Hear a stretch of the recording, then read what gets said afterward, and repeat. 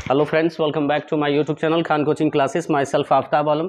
दोस्तों, आज हम लोग पढ़ने जा रहे हैं क्लास 10th का हिंदी महामैराथन क्लास। और इस महामैराथन क्लास का मैंने एक कोटेशन दिया है जो बहुत ही बेहतरीन कोटेशन है कि जितनी कठिन रातें होंगी उतना ही बेहतरीन सवेरा होगा। मतलब अगर आपकी रातें बहुत कठिन हो रही हैं, आप जग करके पढ़ रहे हैं, तो इसका सेंस ये है कि आने वाला जो भविष्य होगा वो आज से काफ़ी ज़्यादा बेहतर होगा। तो चलिए दोस्तों, समय नहीं गंवाएंगे और सबसे पहले आपसे एक रिक्वेस्ट करना चाहेंगे कि यदि अभी तक आप हमारे चैनल पर नए हैं तो प्लीज़ हमारे चैनल को सब्सक्राइब कर लीजिए, बेल आइकन के बटन को दबा लीजिए ताकि आगे से आपको सारे वीडियो प्रोवाइड होते रहें।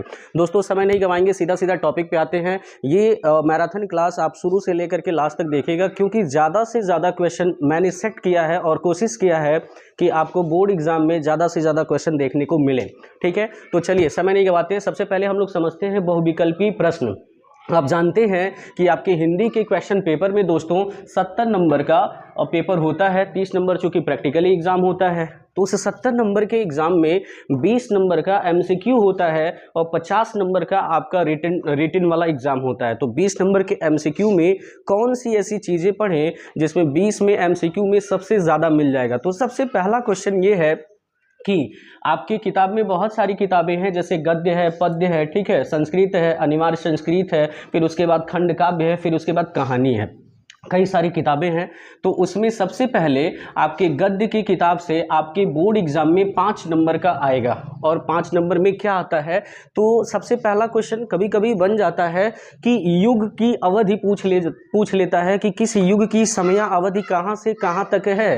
तो आप ये समझिए कि सबसे पहले जो शुक्ल युग चलता है, शुक्ल युग को एक और नाम से जाना जाता है, शुक्ल युग को हम छायावादी युग भी कहते हैं। कभी कभी आ जाता है कि शुक्ल युग को और किस नाम से जानते हैं, तो दोस्तों आप जानिए शुक्ल युग को छायावादी युग के नाम से जानते हैं। और इसकी समया अवधि होती है सन 1919 से लेकर के 1938 तक इसकी समया अवधि है। आप इस बात को याद रखिएगा कि शुक्ल युग को छायावादी युग के नाम से जानते हैं। इसकी समया अवधि क्या होती है, 1919 से लेकर के 1938 तक। दूसरा, आपकी किताब में चूंकि यही 3 युग है, अगर युगों की अवधि पूछता है तो इन्हीं तीनों से पूछेगा। इसके बाहर आपने युग नहीं दिया आपके किताब में, वो सब इंटर के सिलेबस में है। तो शुक्ल युग समझ में आ गया होगा। दूसरा चीज, शुक्लयुत्तर युग क्या है, हमने एकदम सीरियल वाइज में सेट किया है। आप डेट बस 1919 याद रखिए, बाकी सारे डेट तैयार हो जाएंगे। क्यों? क्योंकि 1919 शुक्ल युग है, 1938 तक चलेगा। और जहां ये 1938 में खत्म होगा, वहीं से दूसरा युग शुरू होता है, शुक्लोत्तर युग शुरू हो जाता है। 1938 से लेकर के 1947 तक चलता है शुक्लोत्तर युग। और शुक्लोत्तर युग को हम एक और नाम से जानते हैं, छायावादोत्तर युग के नाम से जानते हैं।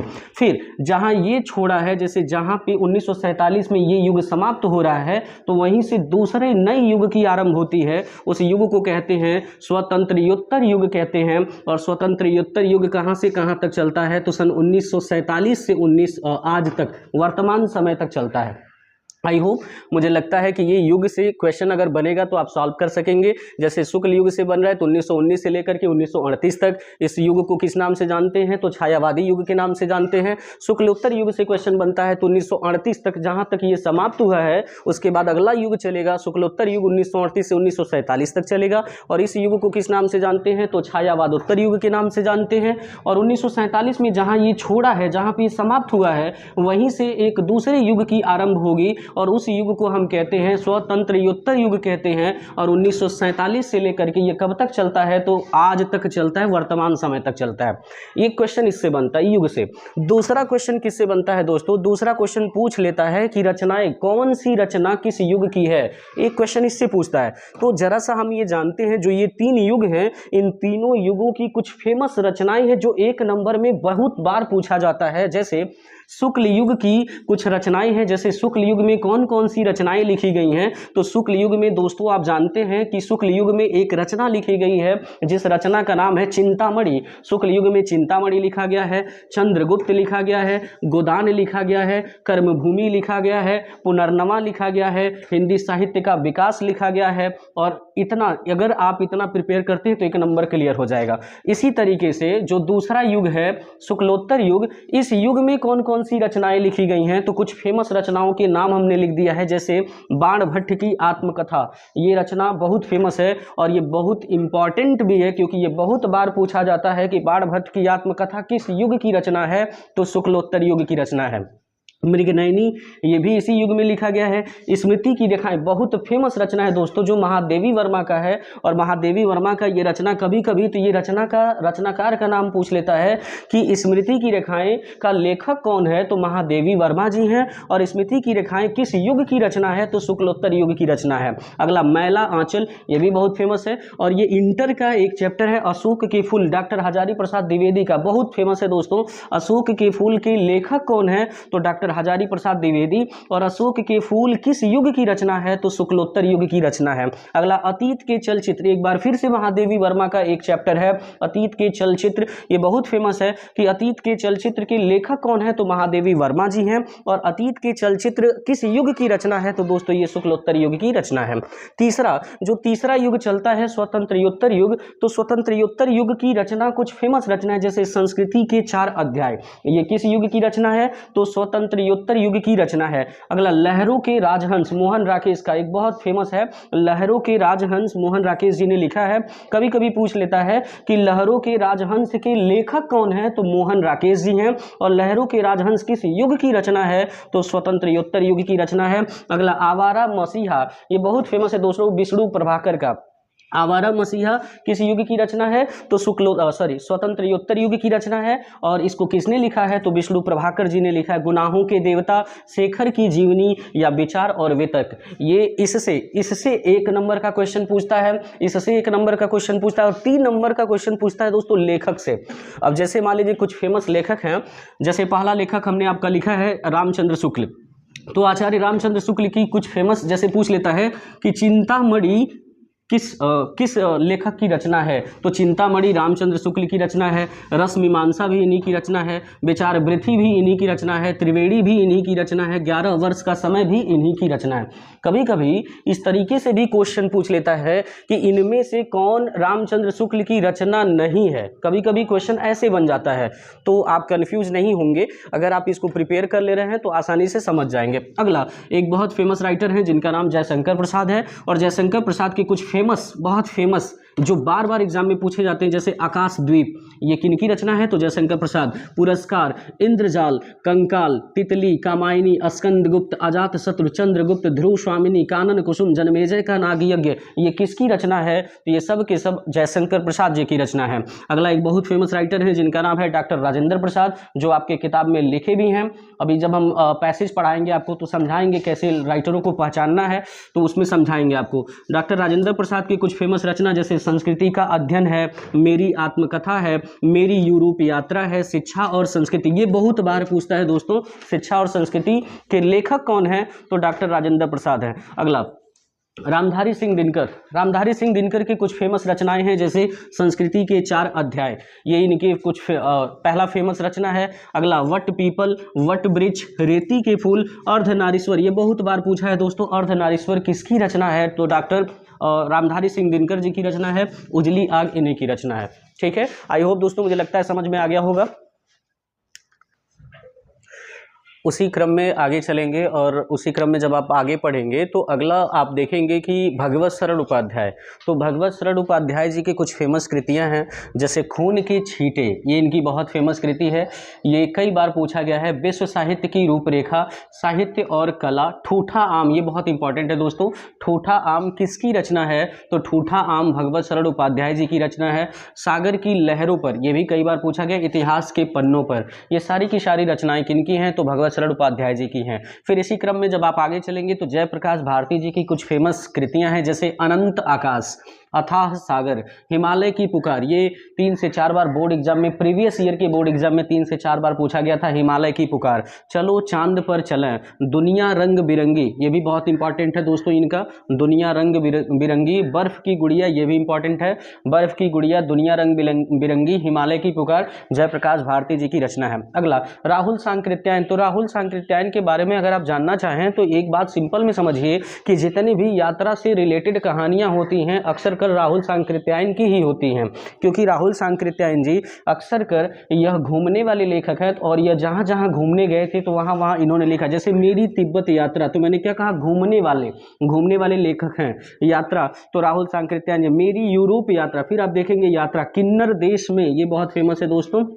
किन्नर देश में राहुल सांकृत्यायन जी ने लिखा है। और जैनेन्द्र कुमार की एक फेमस रचना जो बहुत बार पूछा जाता है, त्यागपत्र, किसकी रचना है? तो जैनेन्द्र कुमार जी की रचना है। चंद्रधर शर्मा गुलेरी की एक बहुत फेमस रचना है, उसने कहा था। फणीश्वर नाथ रेणु की एक रचना, जब आप इंटर में आएंगे तो पंचलाइट इन्हीं की कहानी आप पढ़ेंगे, फणीश्वर नाथ रेणु जी की। उनकी बहुत फेमस कुछ लेखक हैं, जैसे मैला आंचल बहुत इंपॉर्टेंट रहेगा दोस्तों, मैला आंचल, इलाचंद्र जोशी और सन्यासी आहुति, ये उनके 3 बहुत फेमस कृतियां हैं जो आपके 10th के बोर्ड लेवल पर बहुत बार पूछी जाती हैं। अगला हरिवंश राय बच्चन की कुछ फेमस में एक ही कई बार पूछा गया, आत्मकथा किसकी रचना है? तो हरिवंश राय बच्चन जी की। अगला सच्चिदानंद हीरानंद वातास्यायन अगे, हमने शार्ट नेम लिखा, इनका पूरा नेम होता है सच्चिदानंद हीरानंद वातास्यायन अगे। तो इनकी कुछ रचनाएं हैं, जैसे शेखर एक जीवनी कई बार पूछी गई है, नदी के द्वीप, क्या भूलूं क्या याद करूं, नीड़ का निर्माण फिर, ये कुछ इनकी फेमस रचनाएं हैं जिसको आपको याद करना है। धर्मवीर भारती की कुछ फेमस, जैसे गुनाहों के देवता, ये कई बार पूछा गया है। सूरज का 7वां घोड़ा, ये भी कई बार पूछा गया है। और कहानी अनकहनी, ये बहुत इंपॉर्टेंट रहेगा दोस्तों आपके लिए, इस साल बोर्ड एग्जाम में कहानी अनकहनी किसकी रचना है? तो धर्मवीर भारती जी की रचना है। अगला अमृत राय, कलम का सिपाही, बहुत बार बच्चे कलम का सिपाही का लेखक मार देते हैं प्रेमचंद, बहुत बार होता है, अक्सर कर देखा जाता है कि कलम का सिपाही बच्चे प्रेमचंद मार देते हैं, तो लेकिन ये प्रेमचंद की रचना नहीं है दोस्तों, ये अमृत राय जी की रचना है, इसे आपको याद रखना है। ये कई बार पूछा गया, इसलिए मैंने आपको एक क्विक व्यू में बता दिया। मोहन राकेश जी की कुछ रचना, जैसे लहरों के राजहंस, आषाढ़ का एक दिन, ये मोहन राकेश जी की रचना है। विनय मोहन शर्मा जी की एक रचना, जैसे साहित्यवलोकन, दक्षिण भारत की एक झलक, ये विनय मोहन जी की रचना है। राम वृक्ष बेनीपुरी की कुछ फेमस रचनाएं, जैसे माटी की मूर्तें, जंजीरें और दीवारें, ये फेमस रहेगा दोस्तों। जंजीरें और दीवारें किसकी रचना है? तो राम वृक्ष बेनीपुरी की। गेहूं और गुलाब, ये बहुत बार पूछा जाता है, इंटर में तो कई बार पूछा जाता है कि गेहूं और गुलाब किसकी रचना है? तो राम वृक्ष बेनीपुरी की रचना है। पैरों में पंख बांधकर किसकी रचना है? ये भी राम वृक्ष बेनीपुरी जी की रचना है। अगला महादेवी वर्मा, ये तो बहुत फेमस है दोस्तों, इतना फेमस कि इनकी कुछ रचनाएं बहुत फेमस हैं, जैसे अतीत के चलचित्र, स्मृति की रेखाएं, पथ के साथी, ये इनकी कुछ तीन ज़्यादातर पूछे जाते हैं, इसलिए मैंने 3 ही लिखा है। बहुत सारी रचनाएं इन्होंने लिखा, लेकिन आपके 10th लेवल पर ये ही 3 बहुत ज़्यादा बार पूछे जाते हैं। हजारी प्रसाद द्विवेदी, जैसे के कुछ फेमस, अशोक के फूल, कुटच, कल्पलता, बाण भट्ट की आत्मकथा, नोट डाउन कर लीजिए दोस्तों। देखिए, उसी क्रम में जब आप आगे बढ़ेंगे तो आगे वाले क्वेश्चन में आपको क्या दिखाई देंगे, जैसे कुछ और फेमस रचनाएं हैं, जैसे प्रेमचंद की, तो प्रेमचंद की कुछ बहुत फेमस हैं, जैसे गोदान, गबन, सेवा सदन, निर्मला पूस की रात। इसमें सबसे ज़्यादा गोदान पूछा जाता है कि गोदान किसकी रचना है? तो दोस्तों गोदान मुंशी प्रेमचंद की रचना है। अगला गुलाब राय की एक बहुत फेमस रचना, ठलुआ आम, ये बहुत पूछता है। मेरी असफलताएं, ये बहुत पूछता है। ठलुआ आम किसकी रचना है? या मेरी असफलताएं किसकी रचना है? या नर से नारायण किसकी रचना है? तो बाबू गुलाब राय की रचना है। अगला श्याम सुंदर दास जी की, ये रूपक रहस्य, साहित्य लोचन, ये कई बार एग्जाम में पूछा है कि साहित्य लोचन किसकी रचना है? तो श्याम सुंदर दास जी की रचना है। अगला विट्ठलनाथ का, ये भी 5 से 6 बार पूछा गया, श्रृंगार रस मंडन किसकी रचना है? तो विट्ठलनाथ जी की रचना है। अगला मथुरानाथ शुक्ल की एक ही बहुत ज़्यादा फेमस हुआ, तो उनकी एक जो फेमस रचना थी उसका नाम था पंचांग दर्शन। अगला श्रीनिवास दास की एक बहुत फेमस रचना है, परीक्षा गुरु, ये भी कई बार पूछा जाता है। ये तो यद्यपि टेट के एग्जाम में भी पूछा जाता है, जो बच्चे हिंदी से एग्जाम देते हैं।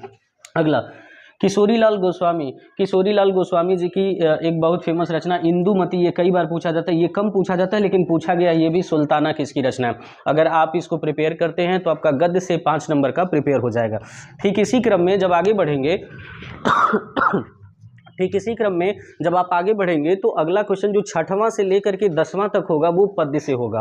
अभी तो गद्य से था, तो पद्य से होगा। और पद्य से भी आपको, जिसे आप काव्यांजलि अपनी भाषा में कहते होंगे, तो काव्य खंड से भी आपके 5 नंबर के पूछे जाते हैं। जिस तरीके से उसमें युग पूछा जाता है, उसी तरीके से 1 नंबर का इसमें भी युग पूछा जाता है कि ऋतुकाल की समयावधि क्या है? तो दोस्तों ऋतुकाल की समयावधि है 1643 से लेकर के 1868 तक, 1643 से लेकर के 1868 तक। और ऋतुकाल को किस और नाम से जाना जाता है? तो उत्तर मध्यकाल के नाम से जाना जाता है। फिर इसी के बाद जहाँ पे ये समाप्त होगा 1868 में, वहीं से एक दूसरा युग चलेगा, दूसरा काल चलेगा, आधुनिक काल। तो आधुनिक काल को किस नाम से, मतलब ये इसकी समयावधि कब से कब तक चलती है, तो 1868 से लेकर के लगातार निरंतर चलता रहता है, इसी को हम बोलते हैं आधुनिक काल। इससे 1 नंबर का क्वेश्चन बनता है समयावधि से कि ऋतुकाल की समयावधि क्या है, 1643 से लेकर के 1868 तक। ऋतुकाल को किस नाम से जानते हैं, तो उत्तर मध्यकाल के नाम से जानते हैं। आधुनिक काल की समयावधि क्या है, 1868 से लेकर के निरंतर लगातार। फिर उसके बाद विशेषताएं से क्वेश्चन पूछता है, ऋतुकाल की इनमें से कौन सी ऋतुकाल की विशेषता नहीं है, या ऐसे पूछ लेता है कि इनमें से कौन सी ऋतुकाल की विशेषता है। तो कुछ फेमस विशेषताएं हैं जो बार बार एग्जाम में पूछे जाते हैं कि ऋतुकाल की कुछ फेमस विशेषताएं, जैसे लक्षण ग्रंथों की रचना, ये एक विशेषता थी। श्रृंगार रस की प्रधानता, ये दूसरी विशेषता थी। कला पक्ष की प्रधानता, ये तीसरी विशेषता थी। और प्रकृति का चित्रण, इसमें प्रकृति के बारे में बहुत ज़्यादा लिखा गया था, बताया गया था, ये तीसरी विशेषता थी। ठीक इसी तरीके से आधुनिक काल की भी विशेषता पूछा है, जैसे यथार्थ का चित्रण, ये इनकी विशेषता थी। आधुनिक काल में देश प्रेम से रिलेटेड चीज़ों को लिखा जाता था। खड़ी बोली में काव्य रचना, यानी खड़ी बोली में काव्य रचना की भी विशेषता किया जाता था, किसमें, आधुनिक काल में। ठीक है, फिर इसके बाद बौद्धिकता की प्रधानता, यानी बौद्धिकता की प्रधानता की भी विशेषता हुई थी इसमें। प्रतीकात्मकता, ये कई बार पूछा गया है दोस्तों कि प्रतीकात्मकता किस युग की विशेषता है, तो आधुनिक काल की विशेषता है। अगला, नए उपमानों का प्रतीक, ये किस युग की विशेषता है, तो नए उपमानों का प्रतीक जो है आधुनिक काल की विशेषता पाई जाती है। जब उस क्रम में आगे बढ़ेंगे दोस्तों, तो आप आगे देखेंगे क्या कि कुछ ऐसी चीज़ें पूछी जाती हैं, जैसे कृतियाँ, कौन सी ऐसी कृति है जो ऋतुकाल की है, चाहे भारतेंदु युग की है, चाहे आपकी द्विवेदी युग की है, या छायावादी युग की है। ठीक है, इसको जब आप करेंगे आगे। चलिए, अगला जो हम लोग पढ़ेंगे वो आता है कृतियां से, कि इनमें से कौन सी कृति ऋतुकाल की है, या कौन सी कृति भारतेंदु युग की है, या द्विवेदी युग की है। तो आप देखिए, ऋतुकाल की जो फेमस कृतियां हैं वो 4 बहुत फेमस हैं, 3 बहुत फेमस है। जैसे कवि प्रिया, ये बहुत फेमस ऋतुकाल की कृति है। रामचंद्रिका, शिवराज। अगला, और भूषण, ठीक है, ये भी फेमस कृति है। भारतेंदु युग की, जैसे कुछ राइटर इसको 1857 से मानते हैं, कुछ राइटर 1850 से मानते हैं, और कहीं कहीं आप क्वेश्चन बैंक में किताबों में देखेंगे तो 1868 आएगा। लेकिन आपको ये डेट देखना है लास्ट वाला कि ये कब तक चल रहा है, तो लास्ट वाला चल रहा है 1900 तक, तो ये भारतेंदु युग होता है। और भारतेंदु युग की 2 बहुत फेमस कृति बार बार एग्जाम में पूछा जाता है, प्रेम माधुरी, प्रेम फुलवारी। ठीक है, ये बार बार पूछा गया। द्विवेदी युग, द्विवेदी युग कहाँ से शुरू होगा, 1900 से लेकर के 1992 तक चलेगा। और इसकी द्विवेदी युग की 2 बहुत फेमस कृतियां, जैसे प्रिय प्रवास बहुत फेमस है, साकेत बहुत फेमस है द्विवेदी युग में। छायावादी युग में एक अक्सर कर पूछ लेता है कि कौन सा लेखक छायावादी युग का नहीं है, तो आप ये समझिए कि 2 राइटर बहुत फेमस है, जिसमें जयशंकर प्रसाद, महादेवी वर्मा का नाम बहुत फेमस में आता है छायावादी युग में।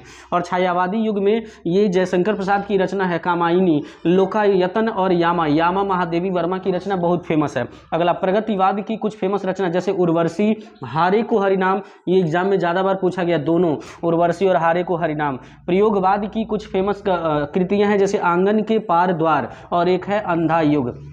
ठीक इसी तरीके से कभी कभी पूछ लेता है कि कौन कवि, जैसे कुछ कवियों के नाम पूछ लेता है। रीतिबद्ध कवि, चिंतामणि एक कवि का नाम है, केशव ये भी कवि हैं, भूषण जी ये भी कवि हैं, मतिराम जी ये भी कवि हैं, और पद्माकर जी ये भी कवि। ये सब किस युग की कवि हैं, किस काल के कवि हैं, तो रीतिबद्ध काल के कवि हैं। अगला, रीति सिद्ध के कवि कौन है, बिहारी जी। इसी तरीके से रीति मुक्त धारा के कौन से कवि हैं, घनानंद आलम बोथा, आलम हैं, बोथा जी हैं, और ठाकुर जी हैं। ये कुछ कवि हैं। इसी तरीके से 2 नंबर में क्वेश्चन पूछता है कवि और उनकी रचनाएं, कुछ कवि और उनकी रचनाओं का नाम पूछ लेता है।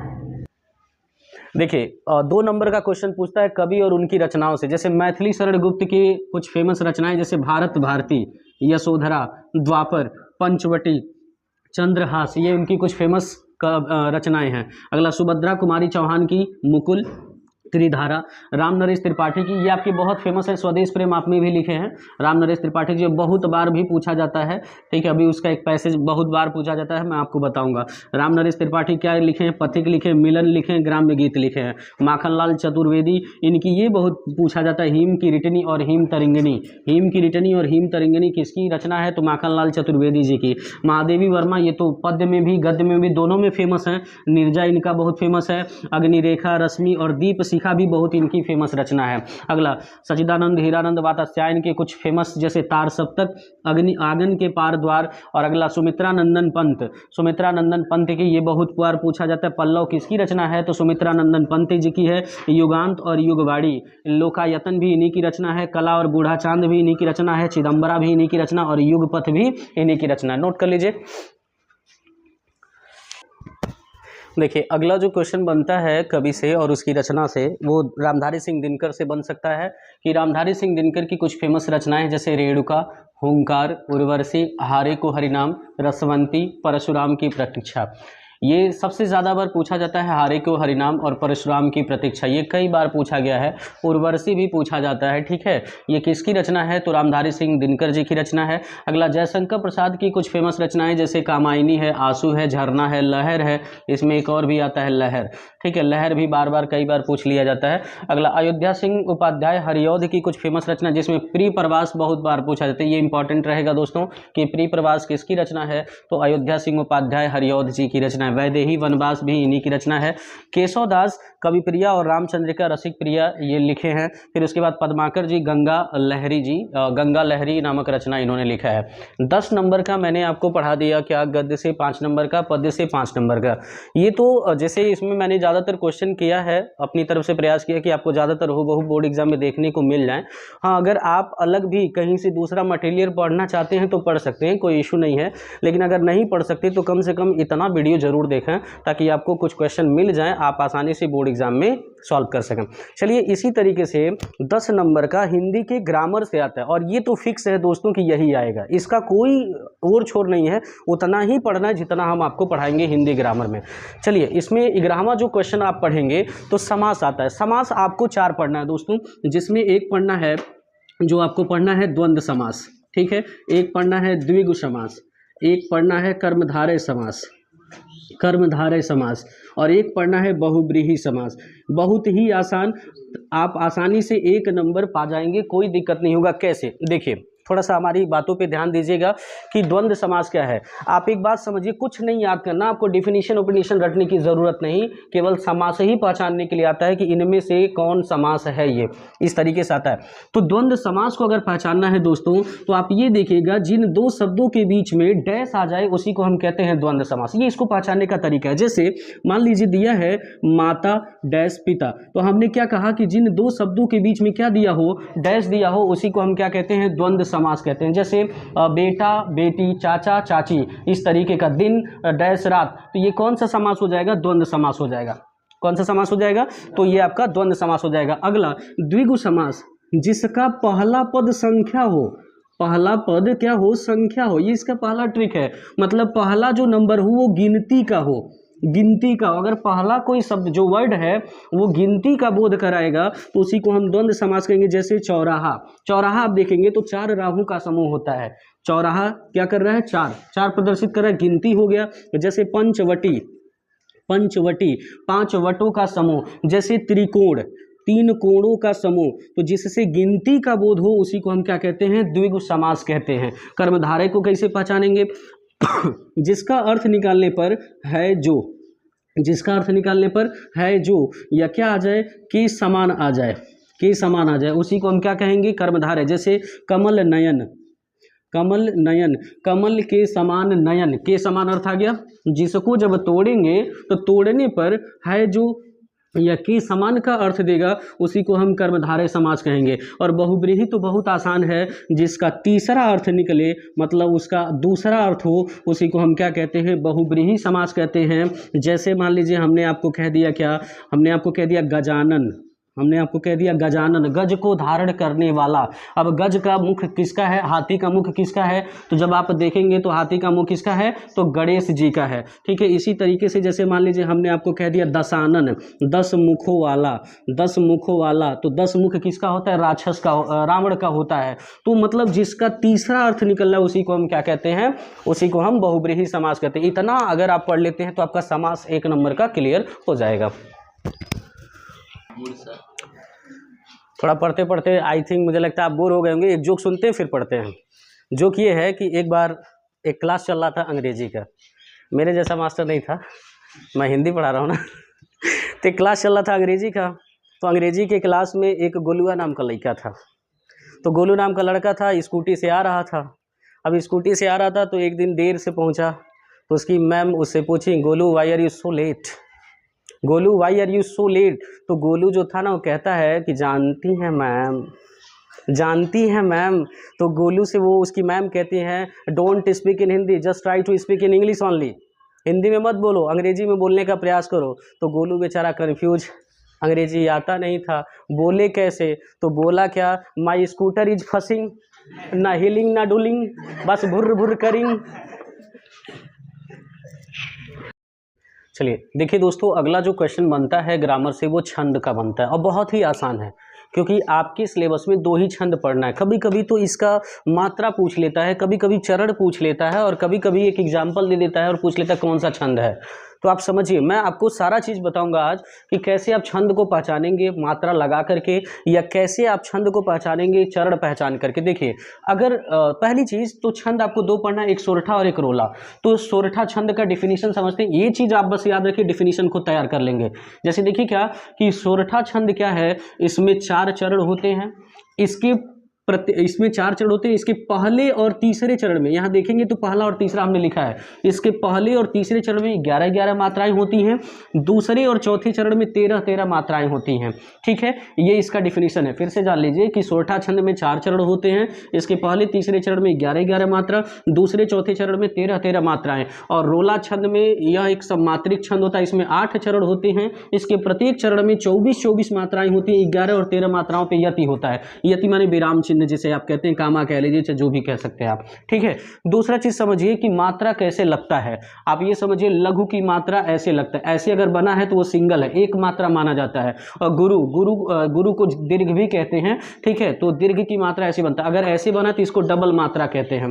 तो डबल मात्रा किस अक्षर पे लगता है, सिंगल मात्रा किस अक्षर पे लगता है, ये नोट कर लीजिएगा और याद कर लीजिएगा, ताकि अगर मान लीजिए बोर्ड एग्जाम में एग्जाम्पल पूछता है और पूछे कौन सा छंद है, तो आप कहीं लिख करके रफिंग करके आप उसका मात्रा लगा करके तुरंत पहचान लें कि कौन सा छंद है। देखिए, जैसे गुरु किस पे लगता है, आ आम ई ईंक उल्लू ए एड़ी ऐ कोखल औरत और अंगूर पे। जैसे लघु कहाँ लगता है, इनको छोड़ के बाकी जो आएगा उस पे लगेगा, जिसमें चंद्रबिंदी पे भी लगता है अगर संयुक्त अक्षर है। इस तरीके से जैसे कोई पूरा अक्षर है और उसके पहले आधा अक्षर दिया है लेकिन उसके पहले कोई भी अक्षर नहीं है तो उसको सिंगल माना जाता है। और इसी तरीके से संयुक्त अक्षर में यदि किसी अक्षर का मतलब आधा अक्षर दिया और उसके पहले पूरा अक्षर है, ये पूरा अक्षर डबल मात्रा हो जाता है। अब जैसे मान लीजिए अगर आपको मात्रा लगाने के लिए आ जाए तो एक एग्जाम्पल अगर आपको दे दिया, सुनत सुमंगल बैन, मान लीजिए एक एग्जाम्पल दे दिया, सुनत सुमंगल बैन, मन प्रमोद तन पुलक भर, मन प्रमोद तन पुलक भर शरद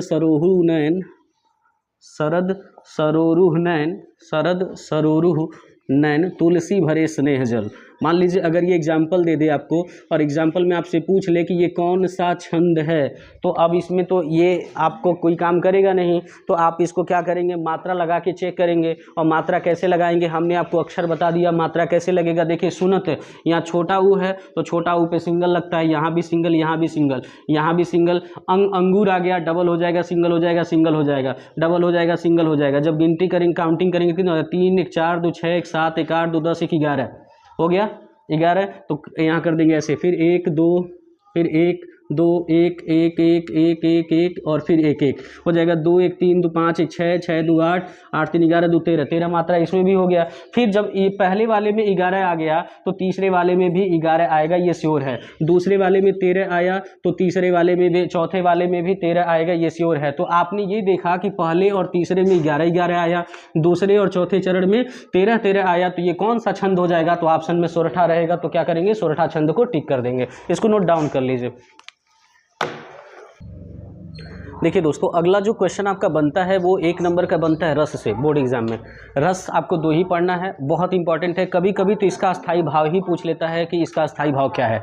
देखिए 2 रस पढ़ना, एक पढ़ना आपको करुण रस, दूसरा पढ़ना हास रस है। और करुण रस का अस्थाई भाव शोक होता है। देखिए कभी कभी डिफिनेशन, वैसे तो ऑब्जेक्टिव में पूछता है लेकिन डिफिनेशन में अगर पूछ ले कि करुण रस का डिफिनेशन, जैसे मान लीजिए डिफिनेशन दे दिया, पूछ ले कि कौन सा रस है, इसका डिफिनेशन क्या, किसी भी रस को बनाने के लिए उसको 2-3 चीज़ें आपको पता होना चाहिए। क्या, विभाव, अनुभाव, विभाव, अनुभाव और संचारी भाव। ये अगर आपको पता है तो किसी भी रस का आप आसानी से परिभाषा बना सकते हैं। ठीक है, संचारी भाव, जैसे मान लीजिए करुण रस का परिभाषा बनाना है तो हो जाएगा क्या, इसका अस्थाई भाव शोक होता है, शोक नामक अस्थाई भाव जब विभाव, अनुभाव तथा संचारी भाव से मिलता है तो करुण रस की उत्पत्ति होती है। परिभाषा हो गया। परिभाषा पूछता नहीं है, ज़्यादातर इसका अस्थाई भाव ही पूछता है कि शोक रस का अस्थाई, वही करुण रस का अस्थाई भाव है या इनमें से शोक अस्थाई भाव किसका है, तो ऑप्शन में दिया रहेगा करुण रस। इसी तरीके से हास्य का भी पूछ लेता है कि हास्य रस का अस्थाई भाव क्या, तो हास होता है। हास्य रस का अस्थाई भाव हास होता है और हास नामक अस्थाई भाव जब विभाव, अनुभाव तथा संचारी भाव से संयोग करेगा तो हास्य रस की उत्पत्ति होती है। यही ज़्यादा बार पूछता है। और कभी कभी एग्जाम्पल भी पूछ लेता है दोस्तों कि ये एग्जाम्पल कौन से रस का है, तो ये ज़्यादातर एग्जाम्पल बार बार एग्जाम में पूछे गए हैं, मैंने लिखवा दिया, इस एग्जाम्पल को रट लीजिएगा कि हास्य रस की कुछ एग्जाम्पल, जैसे बिंद के वासी तपोव्रतधारी, अगर ये लाइन दिया है तो आप तुरंत कर देंगे उसको हास्य रस। जैसे नाना वाहन नाना वेशा, अगर ये लाइन दिया है तो कौन सा रस होगा, हास्य रस। जेह देसी बैठे नादर फूली, अगर दिया है तो हास्य रस। हाथी जैसी दे गैंडे जैसी चाल, अगर ये लाइन दिया है तो ये कौन सा रस होगा, हास्य रस। और उसी तरीके से करुण रस के भी कुछ फेमस एग्जाम्पल है, जैसे मणि खोए भुजंग सी जन्नी फंसा पटक रही थी शीश, अगर ये लाइन दिया है तो करुण रस। अगला राम राम कही, ये कौन सा रस है, तो करुण रस है। अगला शोक विकल सब रोवहि रानी, ये कौन सा रस है, ये भी करुण रस है। हा रघुनंदन प्रेम प्रीते, ये लाइन अगर दिया है तो कौन सा रस होगा, तो ये करुण रस होगा। ज़्यादातर यही पूछता है दोस्तों, अस्थाई भाव ही, तो अस्थाई भाव आप रट लीजिएगा कि करुण रस का अस्थाई भाव शोक है, हास रस का अस्थाई भाव हास होता है। और ये एग्जाम्पल आप एक नज़र जरूर देख लीजिएगा, आपका 1 नंबर क्लियर हो जाएगा। ठीक इसी तरीके से जब आप अगला क्वेश्चन आएंगे तो अगले क्वेश्चन में पूछता है तद्भव तत्सम। कुछ फेमस शब्द हैं जो बार बार एग्जाम में रिपीटेड हुए हैं, इनको आप लर्न कर लीजिएगा तो आसानी से आप जा जाएंगे। जैसे क्या है, अंधा का तत्सम क्या होता है, अंध होता है। आँख का अच्छी होता है, ईख का इच्छू होता है, कुंभकार का कुम्हार होता है, कार्तिक का कार्तिक होता है, खेत का क्षेत्र होता है, गांव का ग्राम होता है, अंगूठा का अंगुष्ठ होता है, आम का आम्र होता है, आंसू का अश्रु होता है, अक्षर का आखर होता है, उल्लू का उल्लुक होता है, कान का कर्ण होता है, कपूर का कर्पूर होता है, खंभा का स्तंभ होता है, तालाब का ताड़ाग होता है, कुआं का कूप होता है, कपड़ा का वसट होता है, खीर का क्षीर होता है, गेहूं का गोधूम होता है। गोधूम का आप वो देख लीजिएगा, मात्रा देख लीजिएगा, ठीक है। कभी कभी मात्रा उल्टा भी इधर से छोटा ऊ का लगा के पूछ लेता है ऑप्शन में, तो आप कंफ्यूज मत होइएगा, बड़ा ऊ की मात्रा रहता है गोधूम में। मक्खी का मछिका होता है, नखत का नक्षत्र होता है, हाथी का हस्ती होता है। आई होप दोस्तों, मुझे लगता है इसको प्रिपेयर कर लिए होंगे, नोट कर लीजिए। देखिए अगला जो क्वेश्चन बनता है ग्रामर से वो पर्यायवाची का बनता है। और पर्यायवाची कुछ आपको पर्यायवाची फेमस है जो आपको पढ़ना है और इसका आप पर्यायवाची याद कर लीजिएगा। जैसे अग्नि का पर्यायवाची आप पढ़ लीजिएगा अच्छे से, अतिथि का, आम का, आकाश का, आँख का, इंद्र का, कमल का, वायु का, हाथी का, कपड़ा का, गंगा का, घर का, जल, तालाब, नदी, विष्णु, जंगल, पृथ्वी, बादल, फूल, बिजली, माता, मछली, सूरज। अगर आप इतने का पर्यायवाची पढ़ लेते हैं तो आसानी से आपको 1 नंबर का बोर्ड एग्जाम में देखने को मिल जाएगा। और इसमें भी जैसे कुछ इंपॉर्टेंट ही लिखा गया है, लेकिन सबसे ज़्यादा बार पूछा जाता है आँख का, आकाश का, आम का, अतिथि का, अग्नि का, कपड़ा का, घर का, तालाब का, विष्णु का, वायु का, हाथी का। ये ज़्यादा बार पूछा गया है बिजली का, जिस पे हमने टिक लिख दिया है, वो ज़्यादा बार बोर्ड एग्जाम में पूछा जाता है। अब चूँकि इतना प्रिपेयर कर लेंगे तो ये श्योर है 99% कह सकते हैं कि इसी में से बोर्ड एग्जाम में आपको मिल जाएगा। 1% का उम्मीद है नहीं, क्योंकि वो पेपर हम बनाए नहीं हैं, ठीक है, तो उस 1% को हम कैंसिल कर देते हैं, लेकिन 99% उम्मीद है कि आपको इसमें से पर्यायवाची ज़रूर मिल जाएगा। ठीक उसी तरीके से आपको 1 नंबर का उपसर्ग भी आता है। उपसर्ग पहचानने के लिए जैसे इसमें दे देता है कि अधिगम में उपसर्ग है, ऐसे दे दिया और लिख देगा अधिगम में उपसर्ग है, तो आप ये समझिए उपसर्ग होता क्या है। बहुत सिंपल में अगर आपको समझाएं, कोई शब्द है, शब्द के आगे का जो अक्षर है उसी को हम उपसर्ग बोलते हैं। जैसे कोई भी शब्द है तो शब्द के आगे के अक्षर को हम उपसर्ग बोलते हैं। जैसे अधिगम है तो इसमें अगर पूछे कि उपसर्ग का, ऑप्शन में दिया रहेगा अधि, फिर दिया रहेगा गम, फिर दिया है अधिक, इस तरीके के ऑप्शन दिए रहेंगे। तो मैंने क्या कहा, ऑप्शन जो शब्द है, शब्द के आगे वाले को हम उपसर्ग बोलते हैं। ये शब्द है अधिगम और आगे क्या है अधि, तो इसमें उपसर्ग क्या हो जाएगा, अधि। तो उपसर्ग से 1 नंबर का आता है। सबसे आसान यही है उपसर्ग पहचानना, और सबसे ज़्यादा यही पूछा जाता है। सुप्रति, अभि, उप, अन, परि, वि, आ, अधि। जैसे मान लीजिए दे दिया है अभिभावक, अभिभावक। और इसमें अगर आपसे पूछ ले कि इसमें कौन सा उपसर्ग दिया है, तो मैंने कहा आपसे कि कोई भी शब्द हो, शब्द का आगे वाला अक्षर उपसर्ग होता है, तो इसमें कौन सा उपसर्ग हो जाएगा? अभिभावक। अभिभावक में अभि उपसर्ग हो जाएगा। ठीक इसी तरीके से जब आप आगे बढ़ेंगे तो उसके बाद धातु रूप से क्वेश्चन आता है, जैसे तद। ज़्यादातर यही दोनों पूछा जाता है, ये श्योर है दोस्तों, इन्हीं दोनों में से कोई एक पूछा जाएगा। आप याद कर लीजिएगा, पूरा नहीं याद करना है, जितना हमने लिखा है उतना ही बस आपको पढ़ के जाना है। बोर्ड एग्जाम में आपको आसानी से 1 नंबर इससे मिल जाएगा। जैसे तद माने होता है वह, पूछ लेता है कि तीन जो है यह कौन सी विभक्ति है और कौन सा वचन है, इस तरीके से पूछता है। क्वेश्चन में दिया होता है, तो क्वेश्चन में दिया रहेगा तृतीया विभक्ति एक वचन, इस तरीके का दिया होगा। आप देखेंगे तीन जो है किस विभक्ति में है? तृतीया विभक्ति के एक वचन में है। द्विवचन खाली दिया गया क्योंकि द्विवचन पूछता नहीं है, और बहुवचन ये है तय। ये एक वचन है, ठीक है, ये द्विवचन है, और ये आपका तृतीया वचन बहुवचन जिसे आप कहते हैं बहुवचन है, ये वचन पूछता है। फिर अगर मान लीजिए पूछ लिया तस्मै कौन सी विभक्ति है, तो चतुर्थी विभक्ति तस्मै होता है और इसका बहुवचन होता है तेभ्य। ठीक इसी तरीके से पंचमी का तस्मात् और तेभ्य होता है, षष्ठी का तस्य और तेषाम होता है। शब्द रूप में आएंगे तो शब्द रूप में युष्मद् का ही पूछता है, 99% इसी का पूछता है, और यही आपके सिलेबस में है, यही दोनों आपके सिलेबस में है ही, और इसी में से एक पूछेगा। जैसे मान लीजिए आपसे पूछ लिया कि त्वाम में कौन सी विभक्ति है, तो त्वाम में कौन सी विभक्ति है, तो आप कहेंगे द्वितीया विभक्ति है और एक वचन है। जैसे आपसे पूछ लिया युवाभ्याम में कौन सी विभक्ति है, तो युवाभ्याम में आपका पंचमी विभक्ति है और कौन सा वचन है, तो द्विवचन है। ठीक है, इस तरीके से तो आप इसको याद कर लीजिएगा। द्वितीया विभक्ति में त्वाम होता है, फिर इसका द्विवचन में त्वया होता है, तृतीया में त्वया होता है, पंचमी में त्वतः होता है या युवाभ्याम होता है या युष्मत् होता है, षष्ठी में तौ या ते होता है, युवयोः या वाम होगा या युष्माकम होगा, सप्तमी में त्वयी होगा, और द्वितीया नहीं पूछता है, तृतीया कभी कभी पूछ लेता है, युष्मा से पूछ लेता है। देखिए अगला जो क्वेश्चन बनता है वो आपका बनता है 1 नंबर का अलंकार से। और अलंकार क्या है, आप ये समझिए बालक की अलंकार 3 पढ़ने हैं। कौन कौन से? एक पढ़ना है आपका उपमा अलंकार, एक पढ़ना है रूपक अलंकार, और एक पढ़ना है उत्प्रेक्षा अलंकार। यही 3 अलंकार आपको आपके बोर्ड एग्जाम के लिए फेमस है। जैसे उपमा अलंकार की अगर परिभाषा बताया जाए कि उपमा अलंकार की परिभाषा क्या है, कि जब दो व्यक्तियों या वस्तुओं की समान गुणधर्म के आधार पर आपस में तुलना किया जाए, उसी को हम उपमा अलंकार कहते हैं। रूपक अलंकार की परिभाषा क्या होता है? जहाँ उपमेय में उपमान का भेद रहित आरोप हो, उसे रूपक अलंकार कहते हैं। उत्प्रेक्षा अलंकार किसे कहते हैं? जहाँ उपमेय में उपमान की संभावना हो, उसी को हम क्या कहते हैं? उत्प्रेक्षा अलंकार कहते हैं। और उत्प्रेक्षा अलंकार को अगर पहचानना हो तो बहुत फेमस ट्रिक है कि उत्प्रेक्षा अलंकार में अगर लाइन दिया है तो उसमें कहीं मनहु मानो जनु जानो वाले शब्द ऐसे अक्सर कर दिए रहते हैं, तो इसी को हम उत्प्रेक्षा अलंकार कहते हैं। कभी कभी अर्थ न पूछ करके कभी कभी एग्जाम्पल दे देता है और पूछ लेता है कि ये कौन सा अलंकार है। तो कुछ फेमस एग्जाम्पल जो बार बार एग्जाम में रिपीट हुए हैं उनको आप एक बार एक क्विक व्यू देख लीजिएगा, एक नज़र जरूर देख लीजिएगा। जैसे पीपर पात सरस मन डोला में कौन सा अलंकार है? तो उपमा अलंकार है। यहीं कहीं बिखर गई भग्न विजय माला सी, आहुति सी गिर पड़ी चिता पर ज्वाला सी, ऐसे करके एक एग्जाम्पल है। ये कौन सा अलंकार का एग्जाम्पल है? तो उपमा अलंकार का एग्जाम्पल है। अगला जैसे रूपक अलंकार के कुछ बहुत फेमस एग्जाम्पल बार बार एग्जाम में रिपीटेड हुए हैं, जैसे हरि जननी बालक मैं तेरा, ये कौन सा अलंकार है? तो रूपक अलंकार है। जैसे पायो जी मैंने राम रतन धन पायो, ये कौन सा अलंकार है? तो रूपक अलंकार है। जैसे चरण कमल बंदो हरिराई, ये कौन सा अलंकार है? तो ये भी आपका रूपक अलंकार है। अगर उत्प्रेक्षा में पूछता तो उत्प्रेक्षा में बहुत फेमस 2-3 एग्जाम्पल है जो कई बार रिपीटेड हुआ है। जैसे सोहत ओढ़े पीत पट श्याम सलोने गात, ये कौन सा अलंकार है? तो उत्प्रेक्षा अलंकार है। जैसे उस काल के मारे क्रोध के तन कांपने, उसका लगा में कौन सा अलंकार है? तो उत्प्रेक्षा अलंकार है। जैसे ज्यों आँखिन सब देखई आँख न देखई जाई, इसमें कौन सा अलंकार है? तो ये आपका उत्प्रेक्षा अलंकार है। इतना अगर आप प्रिपेयर कर लेते हैं तो अलंकार से आपका बोर्ड एग्जाम में क्वेश्चन गलत नहीं होगा। ठीक इसी तरीके से जब आप आगे बढ़ेंगे तो वाक्य से एक क्वेश्चन पूछता है। अब वाक्य से क्या पूछता है कि वाक्य के कितने भेद होते हैं? तो आप ये समझिए वाक्य के 2 भेद होते हैं, एक होता है उद्देश्य और एक होता है विधेय। अगर आपको रीऑर्डरिंग में लेके चलें, जैसे अंग्रेजी अगर आप पढ़े होंगे तो रीऑर्डरिंग है, ये समझिए रीऑर्डरिंग में सब्जेक्ट और प्रेडिकेट होता है। ठीक उसी तरीके से हिंदी में उद्देश्य और विधेय कहते हैं।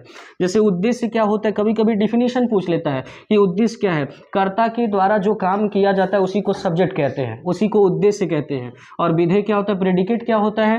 कर्ता के विषय में, यानी कर्ता के विषय में जो कुछ कहा जाए उसी को हम क्या कहते हैं? विधेय कहते हैं। कभी कभी ये पूछ लेता है कि अर्थ के आधार पर वाक्य कितने प्रकार के होते हैं? तो अर्थ के आधार पर वाक्य कितने प्रकार के होते हैं? 8 प्रकार के होते हैं। जैसे आपने आप पढ़े होंगे असर्टिव, नेगेटिव, ठीक है, आप पढ़े होंगे assertive, negative, interrogative, imperative, optative, exclamatory, ये पढ़े होंगे। ठीक उसी का ये हिंदी वर्जन है। जैसे विधानवाचक का मतलब होता है असर्टिव सेंटेंस, विधानवाचक का मतलब है कि सकारात्मक वाक्य, जैसे वह घर जा रहा था, ये कौन सा वाक्य, इसमें कौन सा वाचक है, तो इसमें कौन सा वाचक है, तो विधानवाचक। निषेधात्मक जिसे निगेटिव कहते हैं, जैसे वह खाना नहीं खा रही है, कौन सा वाक्य है इसमें, तो इसमें निषेधात्मक वाक्य। जैसे प्रश्नवाचक, क्या आज बारिश हो रही है, ये कौन सा वाक्य है, तो प्रश्नवाचक। आज्ञावाचक, बाहर जाओ, बाहर जाओ, मैं उसे क्या कर रहा हूँ, आज्ञा दे रहा हूँ, आदेश दे रहा हूँ जाने के लिए, ये आज्ञावाचक हो गया। अगला क्या है, इच्छावाचक। इच्छावाचक मतलब जो इच्छा से हो, जैसे भगवान उसे चिरायु दे, इच्छा कर रहे ना भगवान से, तो ये हो गया इच्छावाचक। संदेहवाचक, जिसमें संदेह हो, जैसे मान लीजिए क्या आज बारिश हो सकती है, क्या ऐसे भी कर सकते हैं आज बारिश हो सकती है, तो इसमें क्या है, संदेह उत्पन्न हो रहा है, होगा कि नहीं होगा, जिससे संदेह होगा उसे संदेहवाचक कहते हैं। और संकेतवाचक क्या है, जिसमें एक क्रिया दूसरे पर निर्भर रहे, तो जिसमें क्या हो, एक क्रिया दूसरे पर निर्भर रहे। जैसे अगर बारिश होती तो हमारा फसल ठीक हो जाता, तो बारिश होती एक क्रिया है, हमारा फसल ठीक हो जाता दूसरी क्रिया है, तो जिसमें एक क्रिया दूसरे क्रिया पर निर्भर होती है उसी को संकेतवाचक कहते हैं। विस्मय सूचक किसे कहते हैं, कोई लाइन दिया है और उस लाइन में इस चिन्ह का, विस्मय सूचक चिन्ह का प्रयोग है तो उसे विस्मय सूचक वाक्य कहते हैं। फिर उसी तरीके से कभी कभी पूछ लेता है कि रचना के आधार पर वाक्य कितने प्रकार के होते हैं, तो रचना के आधार पर वाक्य के 3 प्रकार होते हैं। कौन कौन से, एक होता है सिंपल वाक्य, ठीक है, सिंपल कहते हैं, एक को कंपाउंड कहते हैं जैसे संयुक्त वाक्य कहते हैं, और एक को कॉम्प्लेक्स कहते हैं जिसे मिश्रित वाक्य कहते हैं। तो सरल वाक्य क्या है, जिसमें एक सब्जेक्ट एक ऑब्जेक्ट हो उसे सरल वाक्य कहते हैं, एक उद्देश्य और एक विधेय हो उसी को हम सरल वाक्य कहते हैं। जैसे वह खाना बना रही है, कौन सा वाक्य है, इस वाक्य में सरल वाक्य है। जैसे मान लीजिए संयुक्त वाक्य क्या है, जिसमें और दिया हो, किंतु दिया हो, परंतु दिया हो, तथा दिया हो या दिया हो, उसी को हम क्या कहते हैं, संयुक्त वाक्य कहते हैं। जैसे राम और श्याम दोनों पढ़ रहे थे, राम और श्याम और आ गया, तो ये कौन सा वाक्य हो जाएगा, संयुक्त वाक्य हो जाएगा। मिश्रित वाक्य क्या है, पहला वाक्य दूसरे पर निर्भर रहे, पहला वाक्य। अब यहाँ देखेंगे मेरे पास एक गुड़िया है, यह पहला वाक्य किस पे निर्भर है, दूसरे पे, जो बैटरी से चलती है।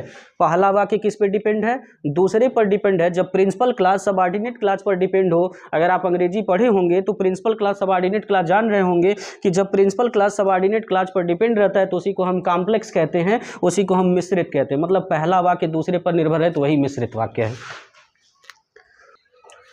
देखिए अगला जो 18वां नंबर का क्वेश्चन पूछता है दोस्तों, वाच्य से पूछता है 1 नंबर का एमसीक्यू में। तो वाच्य कितने प्रकार के होते हैं, पहले ये जानिए। वाच्य आपके 3 प्रकार के होते हैं, एक होता है कर्तृवाच्य, दूसरा होता है कर्मवाच्य और तीसरा होता है भाववाच्य। हमने आपको कभी कभी इसका डिफिनीशन पूछ लेता है कि जब काम कर्ता के अनुसार हो, जब कोई काम कर्ता के अनुसार हो उसी को हम कर्तृवाच्य कहते हैं, जब कोई काम कर्म के अनुसार हो उसे हम कर्मवाच्य कहते हैं, जब कोई काम भाव के अनुसार हो तो उसे भाववाच्य कहते हैं। जैसे लोग समाचार पढ़ते हैं, जैसे एक एग्जाम्पल दे दिया गया, लोग समाचार पढ़ते हैं, तो काम इसमें किसके अनुसार हो रहा है, कर्ता के अनुसार हो रहा है। लोग समाचार पढ़ते थे, कौन सा वाच्य हो जाएगा, कर्तृवाच्य हो जाएगा। ठीक इसी तरीके से पुष्पा के द्वारा खाना पकाया जाता है, खाना खुद नहीं पक रहा है, इसमें सब्जेक्ट आपका क्या है, खाना, लेकिन खाना खुद नहीं पकाया जा रहा है, वो उसको पकाने का काम कोई और कर रहा है। तो काम जब सब्जेक्ट का काम मतलब किसी कर्म के अनुसार कराया जाता है तो उसी को हम कर्मवाच्य कहते हैं। अगला, उससे सोया नहीं गया, फीलिंग्स का बोध हो रहा है, भाव का बोध हो रहा है, उससे सोया नहीं गया तो ये क्या हो जाएगा, भाववाच्य हो जाएगा। ठीक इसी तरीके से इसी क्रम में एक बहुत फेमस आता है विकारी अविकारी पता करने के लिए, और इसका मैंने जितना बोर्ड पे लिखा इससे बाहर आज तक कभी आया नहीं, ना ही आएगा। जब समझ लेंगे तो आपका 1 नंबर क्लियर हो जाएगा। जैसे देखिए विकारी अविकारी, पहला चीज विकारी शब्द किसे कहते हैं, हमने बहुत डिटेल में जा करके सर्च किया और फिर आपको बता रहे हैं कि विकारी शब्द किसे कहते हैं, संज्ञा, अगर कोई नाउन दिया है, कोई सर्वनाम दिया है, कोई विशेषण दिया, कोई क्रिया दिया, यही विकारी होता है। मतलब अगर आपसे कहें कि संज्ञा क्या होता है, किसी व्यक्ति वस्तु जाति स्थान का नाम दिया है तो वह आपका विकारी शब्द है। सर्वनाम, सर्वनाम आपने प्रोनाउन पढ़ा होगा, प्रोनाउन पढ़े होंगे तो he, she, it, this, that, these, those का दिया है तो वो सर्वनाम है। विशेषण, संज्ञा या सर्वनाम की जो विशेषता बताता है उसे विशेषण कहते हैं, तो ये भी आपका क्या होगा, विकारी शब्द होगा। क्रिया, क्रिया क्या है, जिस शब्द से किसी काम का करना या होना ना पाया जाए उसी को हम क्रिया कहते हैं। अगर ये शब्द दिए तो ये विकारी हैं। और अविकारी शब्द किसे कहते हैं, क्रिया विशेषण, जिसे आप एडवर्ब कहते हैं। क्रिया विशेषण को अंग्रेजी में एडवर्ब कहते हैं, जिसमें ly जोड़ करके बनाया जाता है। वो क्या होता है, जो क्रिया की विशेषता को बताए, ठीक है, क्रिया की विशेषता को बताए वो क्रिया विशेषण हो गया। संबंध बोधक क्या होता है, संबंध बोधक आप प्रीपोजिशन पढ़े होंगे, प्रीपोजिशन पढ़े होंगे, जो संज्ञा है सर्वनाम के साथ किसी दूसरे संज्ञा या सर्वनाम का बोध कराए उसी को हम संबंध बोधक कहते हैं। समुच्चय बोधक कंजक्शन होता है, और विस्मयादि बोधक आप जानते हैं एक्सक्लेमेशन, जिसमें एक्सक्लेमेशन का प्रयोग हो। अब देखिए इसमें क्या है कि क्रिया विशेषण जो है वो क्या होता है, क्रिया की विशेषता बताता है। संबंध बोधक क्या होता है, मैंने आपको बताया कि संज्ञा या सर्वनाम के बारे में बताएगा। जैसे एक शब्द दिया हुआ अचानक चला गया, और अगर आपसे पूछ ले कि अचानक जो शब्द है इस शब्द में कौन सा है, मतलब कौन सा विकारी है कि अविकारी है, तो पहला चीज वह अचानक चला गया। जब इसको आप अंग्रेजी में ट्रांसलेट करेंगे वो अचानक, ही वेंट सडनली, वह अचानक चला गया। तो यहाँ देखिए क्रिया की विशेषता बता रहा है, अचानक चला गया, और जो चीज क्रिया की विशेषता बताता है उसी को हम क्या कहते हैं, क्रिया की विशेषता बताएगा तो उसी को क्या कहेंगे, क्रिया विशेषण कहेंगे। बात समझ में आया। कभी कभी इस तरीके से पूछ लेता है कि विकारी पद नहीं है, 4 ऑप्शन दे देगा, पूछ लेगा विकारी पद नहीं, ये बताइए विकारी कहते किसे, संज्ञा सर्वनाम विशेषण क्रिया को कहते हैं। तो विकारी पद नहीं है पूछा है ना, तो गाय एक नाम, भाई गाय को हम देख सकते हैं, और जिसको देख सकते हैं वो संज्ञा हो गया, तो मतलब ये विकारी तो है। ये तो है सभा क्या होता है, सभा को आप देख सकते हैं ग्रुप है, और ग्रुप जो होता है वो क्या होता है, नाउन होता है, इसको भी देख सकते हैं, तो ये भी क्या है, नाउन है। अगला रमेश, ये नाम है, आदमी है, इसको भी देख सकते हैं, ये भी नाउन है। तो तीनों तो नाउन हो गया, लेकिन प्रतिदिन हम देख सकते हैं क्या, नहीं। प्रतिदिन ये जो शब्द है ये ना तो संज्ञा है, ना सर्वनाम है, ना विशेषण है, ना क्रिया है, ये आपका क्या हो जाएगा, क्रिया विशेषण है। तो इसी वजह से कौन सा शब्द है, अविकारी है। क्लियर है। आई होप मुझे लगता है कि आपको ये समझ में आ गया होगा पूरा अच्छे तरीके से, और उम्मीद करते हैं कि आप इसको शुरू से लेकर के लास्ट तक देखे होंगे। फिर मिलते हैं दोस्तों नेक्स्ट वीडियो में। Till then take care, bye bye.